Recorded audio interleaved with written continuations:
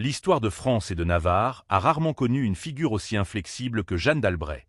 Née le 16 novembre 1528 à Saint-Germain-en-Laye, elle est la fille d'Henri II d'Albret et de Marguerite d'Angoulême. Dès son plus jeune âge, elle n'est pas traitée comme une enfant, mais comme un objet d'État. Son oncle, le roi François Ier, craignant que son père ne la marie à un prince espagnol, décide de la soustraire à l'affection de ses parents pour l'isoler en Normandie, au château de Plessis-Lissoire. C'est dans cette solitude dorée qu'elle forge un esprit d'indépendance radicale et reçoit une éducation humaniste d'une densité rare, maîtrisant le latin, le grec et la philosophie sous l'influence lointaine mais profonde de sa mère. Cette force de caractère éclate aux yeux du monde en 1541. À seulement 12 ans, la « petite lionne » s'oppose frontalement au roi qui veut lui imposer un mariage politique avec le duc de Clèves. Jeanne rédige clandestinement des protestations formelles, affirmant « Je n'y ai aucun consentement et ne l'ai jamais aimé ». Le jour des noces, elle refuse physiquement de marcher vers l'autel, obligeant le connétable de Montmorency à la porter dans ses bras. Cette résistance héroïque porte ses fruits. Le mariage, jamais consommé, est annulé par le pape 4 ans plus tard. Libre de ses choix en 1548, elle épouse par amour Antoine de Bourbon.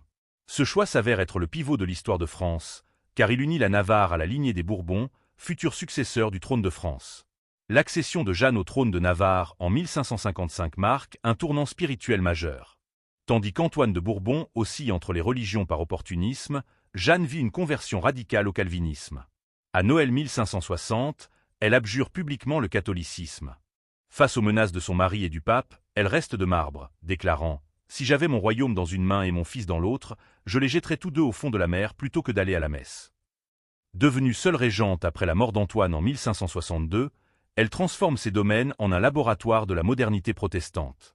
Elle impose des ordonnances strictes, fonde l'Académie d'Orthez et fait traduire la Bible en basque et en béarnais, convaincue que le pouvoir et la foi passent par le savoir.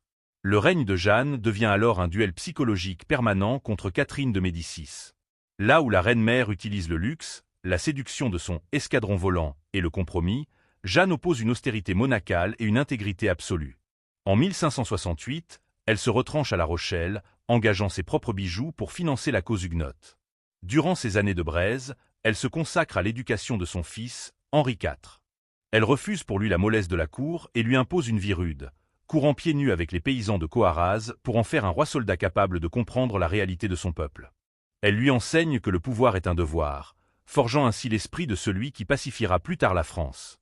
La fin de sa vie est un ultime sacrifice diplomatique. En 1572, elle se rend à Paris pour négocier le mariage de son fils avec Marguerite de Valois, espérant réconcilier les Français. Cependant, elle est horrifiée par la corruption de la cour et écrit à son fils